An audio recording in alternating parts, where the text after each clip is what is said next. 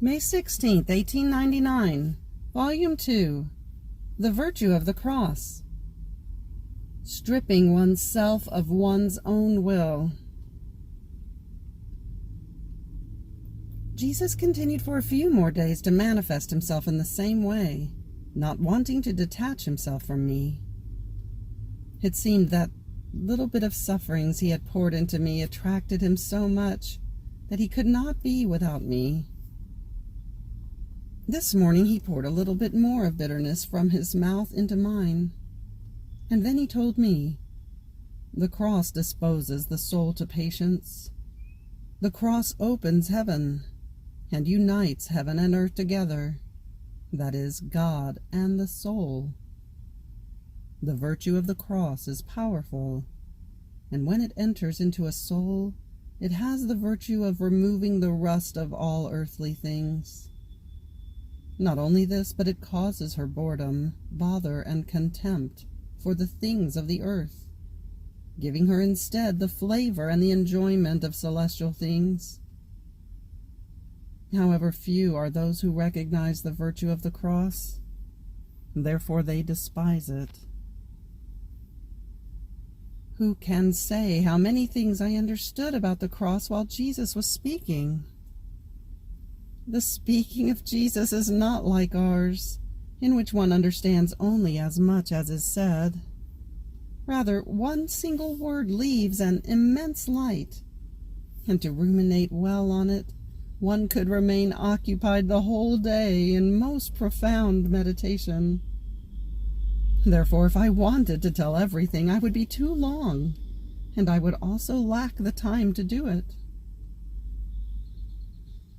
After a little while, Jesus came back again, but a little more afflicted. I immediately asked the reason for it, and Jesus showed me many devout souls and told me, "My daughter, what I look at in the soul is when she strips herself of her will. Only then does my will invest her, divinize her, and make her all mine. Take a look at these souls who call themselves devout, as long as things go their way. But then one little thing, if their confessions are not long enough, if the confessor does not satisfy them, is enough for them to lose peace. And some reach the point of no longer wanting to do anything. This says that it is not my will that predominates in them, but their own. Believe, O my daughter, that they have taken the wrong way, because when I see that they really want to love me, I have many ways to give my grace." How pitiful it was to see Jesus suffer for this kind of people. I tried to compassionate him as much as I could, and so it ended. May 16th, 1902, Volume 4, Two Sublime States. This morning, after I struggled very much, my most sweet Jesus came, and as soon as I saw him, I clasped him tightly to myself, and I said to him, "My dear good, this time I will clasp you so much as not to let you escape any more." At that moment, I felt myself completely filled with God, as if I were inundated, in such a way that the powers of my soul remained as though chained and inoperative. They just watched. After I remained in this inoperative, yet sweet and pleasant position for some time, my adorable Jesus told me, "My daughters, sometimes I fill the soul with myself so much that, dissolving in me, the soul remains as though idle. Other times I leave a few parts empty within her, and then the soul, before my presence, traffics in an admirable way, bursting into acts of praise, of thanksgiving, of love, of reparation, and the like, in such a way as to fill these voids which I leave in her. However, these two states are both sublime and hold each other's hand." May 16th, 1909, Volume 9, the sun is symbol of grace. Continuing in my usual state, blessed Jesus came for just a little and told me, "My daughter, the sun is symbol of grace. When it finds a void, be it even a cave, a vault, a fissure, a hole, as long as there is empty space and a little opening through which to penetrate, it enters and fills everything with light. Nor with this does it diminish its light in the other spaces. And if its light does not illuminate more, it is not because it lacks light, but rather because of the lack of space in which to be able to diffuse its light more. So is my grace. More than majestic sun, it envelops all creatures with its beneficial influence. However, it does not enter but into empty hearts. As much empty space as it finds, so much light does it let penetrate into these hearts. These voids, then, how are they formed? Humility is the hoe which digs and forms the void. Detachment from everything and also from oneself is the void itself. The window, in order to let the grace of light enter into this void, is trust in God and distrust of oneself. Therefore, as much trust as one has, so much does he enlarge the door in order to let the light in and to take more grace. The custodian which keeps the light and expands it is peace.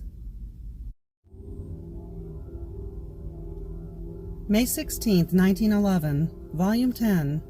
Jesus does not want to confound the enemies of the church, and he cries over the painful wounds which are in her body. I was praying, blessed Jesus, to confound the enemies of the church, and my always lovable Jesus in coming told me, "My daughter, I could confound the enemies of the Holy Church, but I do not want to.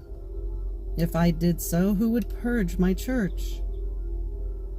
The members of the church, and especially those who occupy positions and heights of dignity, have their eyes dazzled, and they blunder a great deal, reaching the point of protecting the false and oppressing and condemning the true good. This grieves me so much, to see those few true children of mine under the weight of injustice. Those children from whom my church must rise again, and to whom I am giving much grace to dispose them to this. I see them placed with their backs to the wall and bound to prevent their step. This grieves me so much that I feel I am all fury for their sake. Listen, my daughter, I am all sweetness, benign, clement, and merciful. So much so that because of my sweetness I enrapture hearts. But I am also strong, as to be able to crush and reduce to ashes those who not only oppress the good, but reach the point of preventing the good which they want to do. Ah, you cry over the secular, and I cry over the painful wounds which are in the body of the church. These grieve me so much as to surpass the wounds of the secular, because they come from the side from which I did not expect it, and induce me to make the secular rail against them. May 16th, 1917, Volume 12, Effects of the Hours of the Passion. Finding myself in my usual state, I was fusing all of myself in my sweet Jesus, and then I poured all of myself into the creatures, in order to give the whole of Jesus to all. And my lovable Jesus told me, "My daughter, every time the creature fuses herself in me, she gives the influence of divine life to all creatures, and according to their own needs, the creatures obtain their effects. Those who are weak feel strength. Those who are obstinate in sin receive light. Those who suffer receive comfort, and so with all the rest." Then I found myself outside of myself. I was in the midst of many souls, They seemed to be purging souls and saints who were speaking to me and mentioning one person known to me who died not too long ago. And they said to me, "He feels happy in seeing that there is not a soul who enters purgatory without carrying the mark of the hours of the Passion."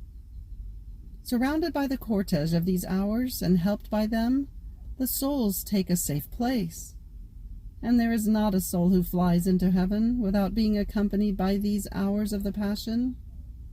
These hours make a continuous dew pour down from heaven to earth, into purgatory, and even into heaven. On hearing this, I said to myself, maybe my beloved Jesus, in order to keep the word he had given, that for each word of the hours of the Passion he would give a soul, is allowing that there be not a saved soul who does not benefit from these hours. Afterwards I returned into myself, and as I found my sweet Jesus, I asked him whether that was true. And he, "These hours are the order of the universe. They put heaven and earth in harmony, and restrain me from sending the world to ruin. I feel my blood, my wounds, my love, and all I did, being placed in circulation, and they flow over all to save all. As souls do these hours of the Passion, I feel my blood, my wounds, my anxieties to save souls being put into motion, and I feel my own life being repeated. How could creatures obtain any good if not by means of these hours? Why do you doubt? This thing is not yours but mine. You have been the strained and weak instrument. May 16th, 1919, Volume 12, Effects of the Acts Done in the Divine Will. The sun is an image of these acts. I was thinking, how can it be that one single act done in the divine will multiplies into so many as to do good to all? In that moment, my sweet Jesus moved in my interior, and with a light which he sent to my mind, told me, "My daughter, you will find an image of this in the sun. One is the sun, one the heat, one the light. Yet this sun multiplies in every one, giving its light and its heat to each one, according to the various circumstances. For man, it is the light of every eye, of every action, of every step. And if the creature varies the action or the path, the light follows her, though one is the sun. The sun multiplies itself in all nature, giving its different effects to each thing. At its rising, it embellishes all of nature, and its light, multiplying itself in the night frost, forms the dew, laying upon all the plants a silver mantle, which gives so much prominence and beauty to all of nature as to astonish and enchant the human gaze, so much so that man, with all his industriousness, is incapable of forming one single drop of dew. Continue on. To the flowers it gives color and fragrance, and not one color only, but to each one its own distinct color and fragrance. With its light and heat, it gives sweetness and maturation to the fruits, and a different sweetness to each fruit. It fecundates and makes other plants grow, although one is the sun. Therefore all of nature receives life from the sun, and each thing has its own distinct effect which befits it. Now, if the sun can do this because it is up high, and becomes the life of the entire creation which lives down below, though the sun is one, much more so for the acts done in my will, because the soul ascends in me and operates in the height of my will. More than sun, they place themselves as guards of all creatures in order to give them life. although the act is one. It darts over all creatures like the sun, and it embellishes some, fecundates others with grace, melts the coldness of some, softens the hearts of others, casts away the darkness for some, purifies and burns others, giving to each one the different effects which are needed, according to the greater or minor dispositions of each one. This happens also with the sun that shines on your horizon. If the ground is sterile, the sun gives little growth to the plants. If the seed of the flower is not there, with all its light and heat, the sun does not make it sprout. If man does not start himself to operate, the sun makes him earn nothing. Therefore the sun produces the goods in the creation according to the fecundity of the lands and to the attitude of man. In the same way, although these acts in my will run for the good of all, they act according to the dispositions of each one, and to the attitude of the soul who lives in my volition. So each additional act done in my will is one more sun that shines upon all creatures. Afterwards, I tried to fuse myself in my Jesus, in his will, multiplying my thoughts in his, in order to repair and substitute for all created intelligences, past, present, and future. And from the heart I said to my Jesus, how I wish to give you with my mind all the glory, the honor, the reparation for the whole human family, even for the lost souls, who did not give them to you with their own intelligence. And he, pleased, kissed me on my forehead, telling me, and I seal with my kiss all of your thoughts with mine, so that I may always find in you all created minds, and receive continuous glory, honor, and reparation in their name. May 16th, 1929, Volume 26. How the knowledges about the divine will are the army, the acts done in it, the weapons, its light, the royal palace, the ministry, the sacrosanct Trinity. Divine ardor for establishing its kingdom. Divine need, its silence, the sorrow of its secrets. Continuing in my usual abandonment in the divine fiat, I was feeling concerned about the privations of my sweet Jesus. Oh, how my poor soul moaned under the infinite weight of a sorrow that makes all created things say, "Where is your Jesus, he who so much loved you?" Ah, you feel that he sustains everything. You touch his beauty that he has strewn over all creation. You see his immensity that you cannot reach. What you see are nothing other than the marks of his steps that, in passing by, he impressed upon all things created by him. But he is not here.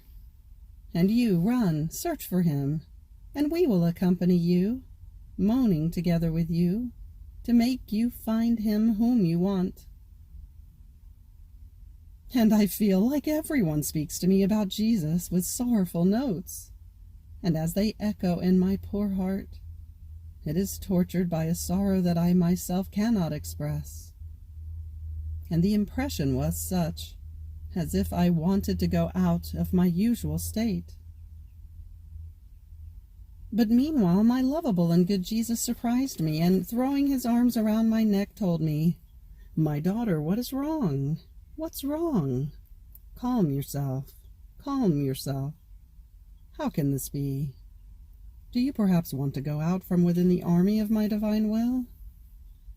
Look, what an orderly, formidable, and large army, such that as it lines up within your soul, it will not be easy for you to get out. But do you know what this army is? All the knowledges about my divine will. In fact, having formed its royal palace in you, it could not be, nor was it decorous for it to be without its army. This army we have issued from our divine womb in order for them to form the cortege, to defend and to all stand at attention, so as to make known to all who our Fiat is, their divine king, and how it wants to descend with its whole celestial army into the midst of the peoples in order to fight the human will, but not with weapons that kill, because in heaven there aren't these deadly weapons, but with weapons of light that fight in order to form the life of my will in the creatures. Now you must know that the weapons of this army are the acts done in my divine will. Look how beautiful it is. My love is the light of my Fiat. The king that dominates is my will. The ministry, the sacrosanct Trinity. The army, the knowledge is about it. The weapons, your acts done in it. In fact, as you would have the good of knowing one of the knowledges about it, and would operate by virtue of it, you would form in my Fiat the weapons in the hands of each knowledge, so as to give the life of it to other creatures. But this is not all yet. Each knowledge possesses a different weapon, one different from the other. So each knowledge I have given you about my divine will possesses a special and distinct weapon. One possesses the weapon of light in order to illuminate, warm, and fecundate the seed of my Fiat. Another possesses the weapon of the conquering power that dominates and rules. Another, the weapon of the beauty that enraptures and conquers. Another, the weapon of the wisdom that orders and disposes. Another, the weapon of the love that burns, transforms, and consumes. Another, the weapon of the strength that knocks down, makes one die and rise again in my divine volition. In sum, each knowledge of mine is a divine soldier that, manifesting itself to your soul, has let the weapon of each of the offices they possess be placed by you into its hands. Look at what order they have, how attentive they are to their office, and to handling the weapon that each of them possesses, in order to dispose and form the people of the kingdom of my divine Fiat. This army and these weapons possess the prodigious virtue of the infinite, that is such that they diffuse everywhere. And wherever there is a light, even little, in the creatures, they fight with weapons of light against the darkness of the human will, to eclipse it and give it the life of my Fiat. And wherever there is a seed of power or of strength, there runs the divine little soldier with its weapon of power and of strength, to fight the human power and strength, and make the power and strength of my divine will rise again. For all human acts this army has the opposite weapon with which to fight them, so as to make the act of my divine will rise again over the human act. And therefore, my daughter, it is necessary that you remain in my divine will, in order to form sufficient weapons with your acts done in it, for the great army of its knowledges. If you knew how this army anxiously awaits the weapons of your acts into their hands, in order to wage war on and destroy the poor kingdom of the human will, and to build our kingdom of light, of sanctity, and of happiness, more so since I am within you, in the great, my love of my divine will, in the midst of my army, with the continuous counsel of the ministry of the divine persons, as the reproducer of our works, because we are the operating being, and wherever we are present we want to operate always, without ever ceasing. Therefore it is a necessity that you remain always in our Fiat, to unite yourself to us in our continuous operating, and to give us the field to always operate within you. In fact, the sign of the divine operating is precisely this: to operate always, always, without ever ceasing. After this he kept silent. Then, with a more tender emphasis, he added, "My daughter, if you knew the ardor of my love that I feel, because I want to establish the kingdom of my divine will upon earth, so as to realize the only purpose for which man was created. In fact, in everything that has been done by the divine persons, from the time when the world was created, and in what we will do, our principle will always be that one, nor will we ever cease it, that man return into the inheritance of the kingdom of our Fiat that he rejected from us. This is so true that in my very incarnation, when I descended from heaven to earth, the first purpose was the kingdom of my divine will. It is into its kingdom, that is, in my Immaculate Mother who possessed it, that I directed my first steps. My first dwelling was within her most pure womb, in which my Fiat held its absolute dominion and its kingdom, whole and beautiful. And in this kingdom of my will that my celestial mamma possessed, I began and I formed my life down here, made of pains, of tears, and of expiations. I knew that I was to be the Jesus neglected, unloved, nor sought for, but I wanted to come because I could see through the centuries how my coming upon earth was to serve to form the kingdom of my divine will, and by necessity I was to redeem them first, in order to obtain my first purpose. And so even from that time I descended from heaven in order to come to find, to search for, and to clasp to my breast the children of my kingdom, who would search for me, love me, recognize me, to the point of being unable to be without me. Therefore, in what I did and suffered, I put a mark, and I said, "Here I shall wait for the children of my will. I shall embrace them. We shall love one another with one single love, with one single will. And for love of them, my pains, my tears, my steps, my works, changed for me into refreshment, into joy for my heart drowned with love." My daughter, don't you yourself feel how you cannot be without me? And when in the world they will read these papers, they will remain astounded in hearing of the long chain of my graces, my daily comings, and for such a long time that I have done with no one else. My long conversations that I have had with you, the many teachings I have given you, and everything, that was to serve the kingdom of my divine will. I felt the irresistible need to resume and redo with you all the conversations, to give you the graces and the teachings that I would have given to Adam innocent, had he not rejected the precious inheritance of my Fiat. But he broke my speaking and reduced me to silence. And after 6,000 years of silence, I felt the extreme need to resume my speaking with the creature. Oh, how painful it was to contain so many secrets within my heart, that I was to confide to her, and it was for her alone that these secrets were kept, not for others. And if you knew how much it cost me to remain silent for such a long time, my heart was suffocated and delirious.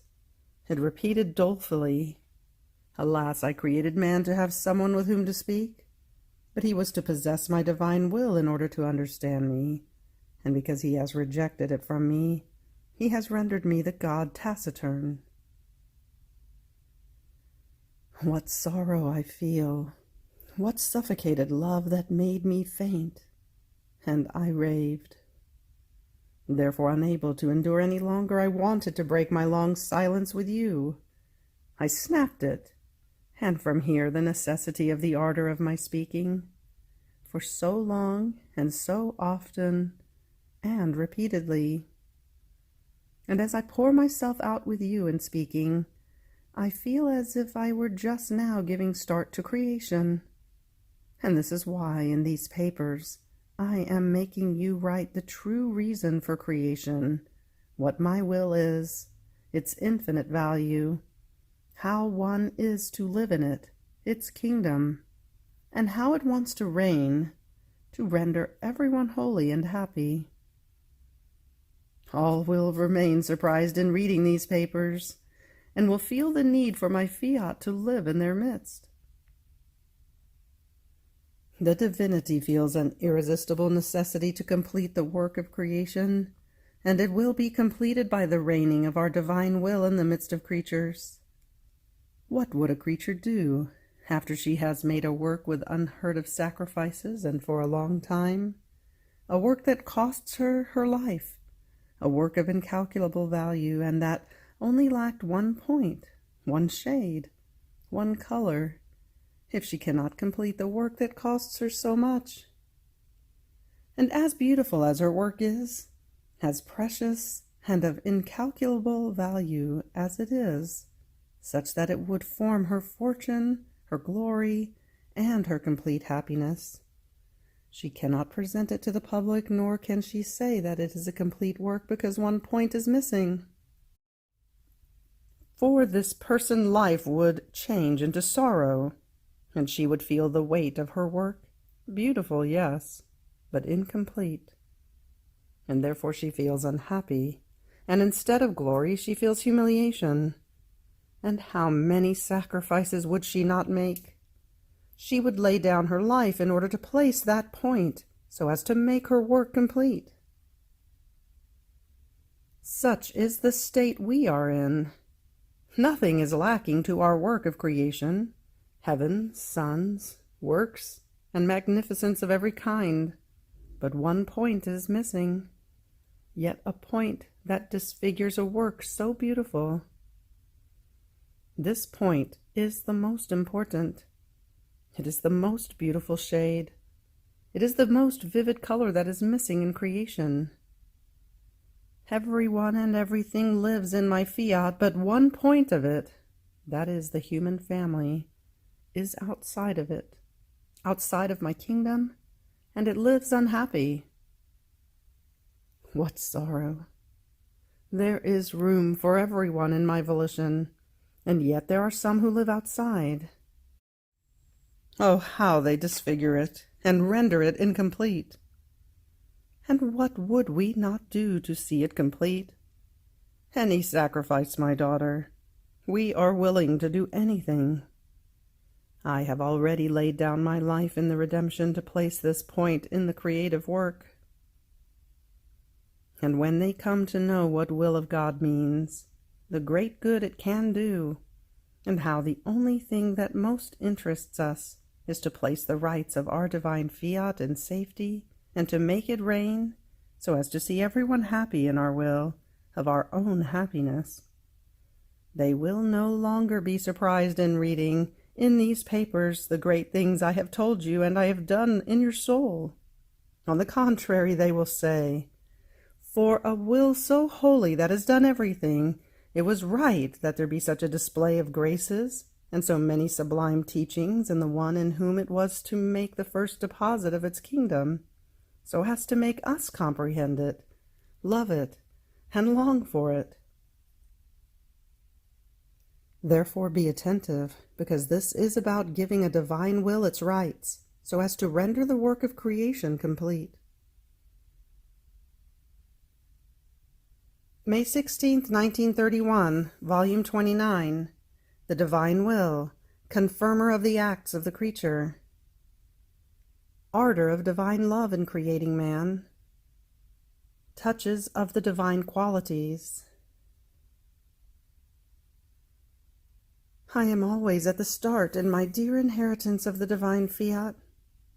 It seems to me that it whispers to my ear, as it was in the beginning, I shall always be, world without end. You too, if you remain in my divine will be always equal to yourself. You will never change action. You will always do my will.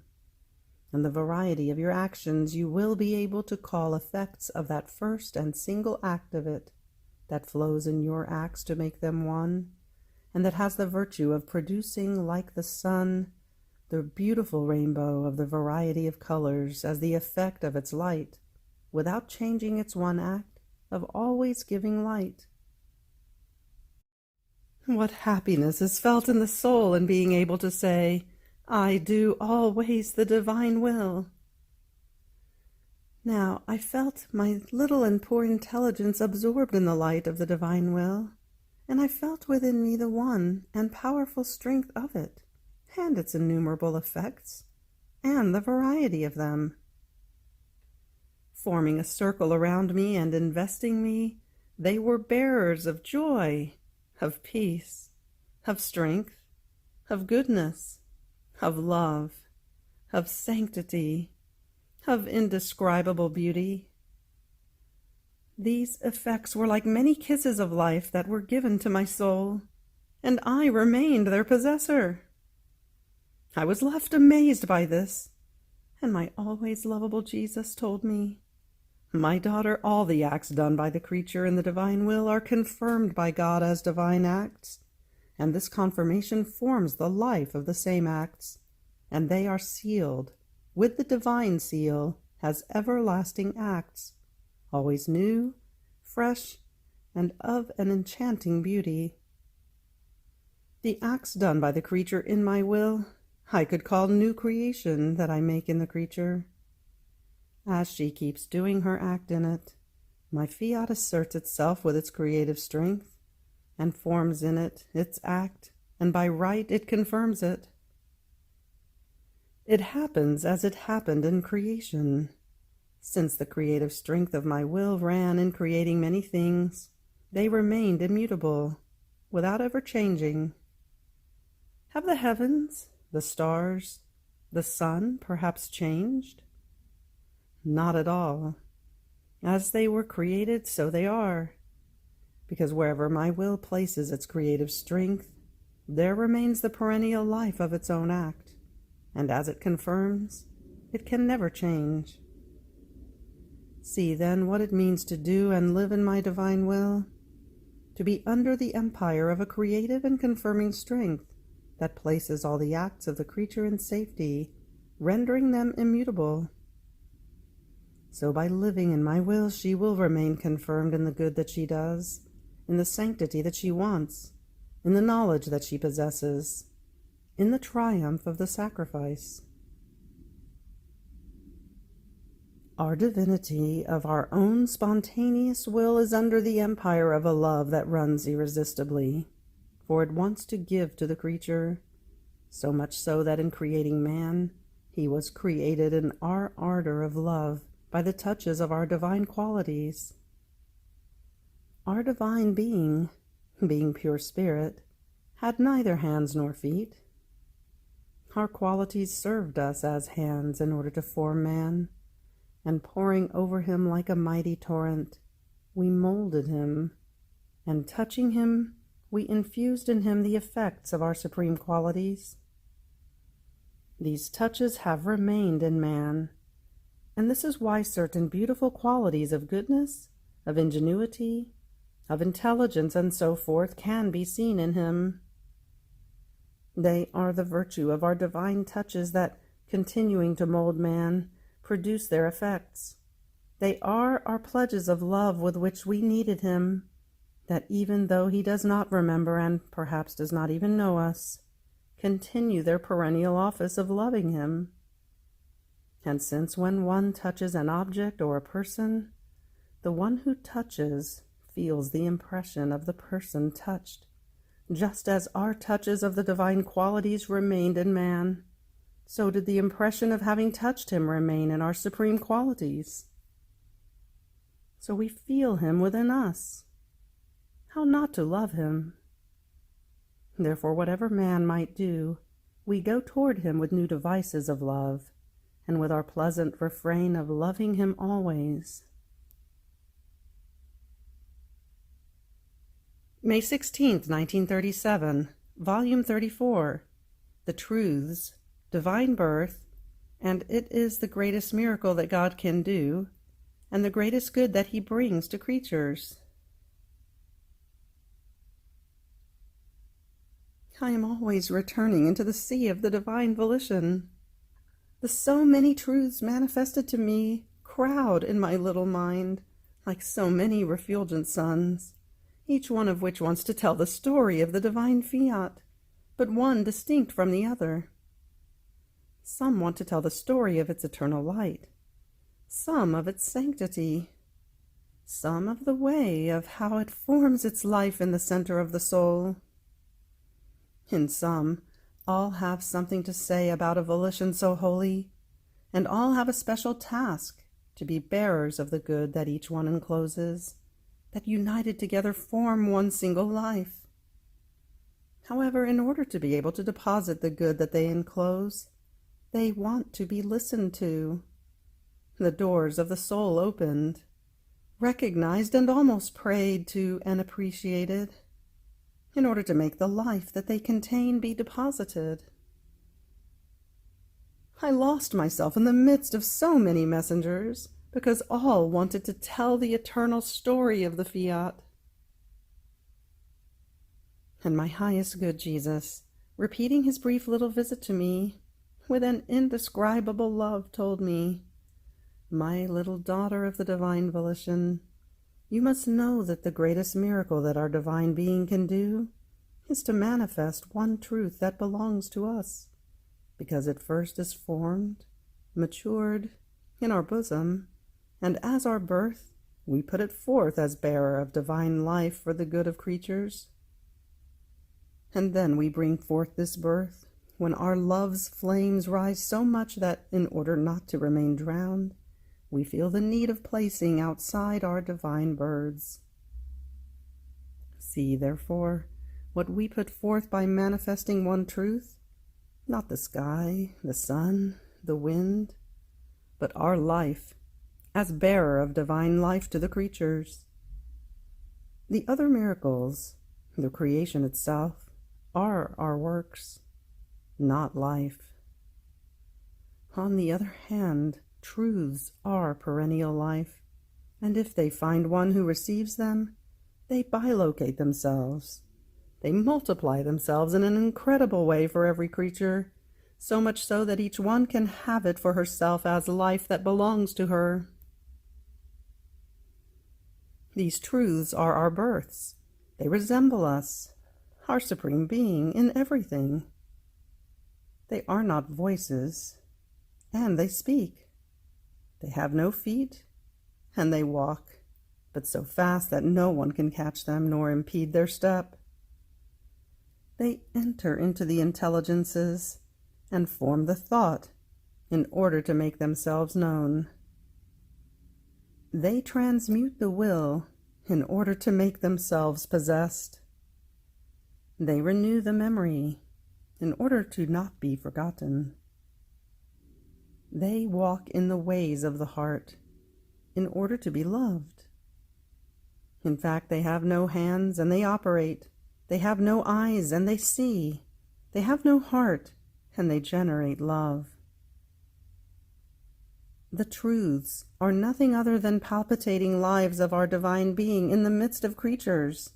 Heartbeat without heart, because our heart is the creature, and we, as most pure spirit, who find ourselves everywhere, we are the heartbeat, that while it is not seen, it is felt. And we form the life, and we give it to all the human generations. So there is no miracle similar to the great miracle of when we put forth from us one truth.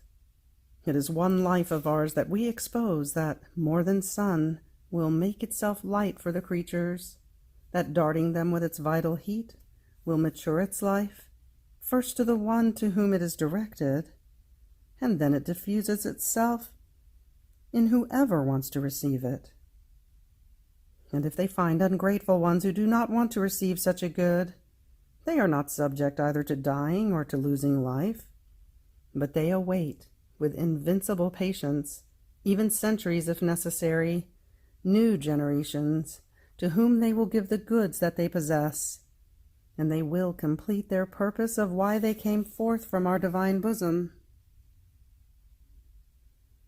We, in putting forth our truths, look at the centuries, and when we are certain that they will bilocate, will multiply our lives in the midst of creatures. Then we put them forth in order to give the good that they possess, and in order to receive the divine honor and glory that our truths possess. We never do useless things. Do you believe that the so many truths that we have manifested to you about our will with so much love will not bring their fruit and will not form their life in souls? Not at all.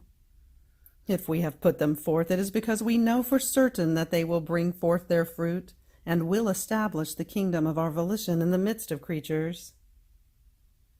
And if not today, because it seems to them that it is not food adaptable for them, and perhaps they despise what would be able to form the divine life in them, the time will come that they will compete for who will be able to know these truths more. By knowing them, they will love them. Love will render them adaptable food for them, and so they will form the life that my truths will offer them. Therefore, do not think about it. It is a question of time. I, who know how things will go, I do not stop. I continue to manifest my truths. And you continue your flight and lend yourself to listening to me and to placing them in practice. End of May 16th. Fiat.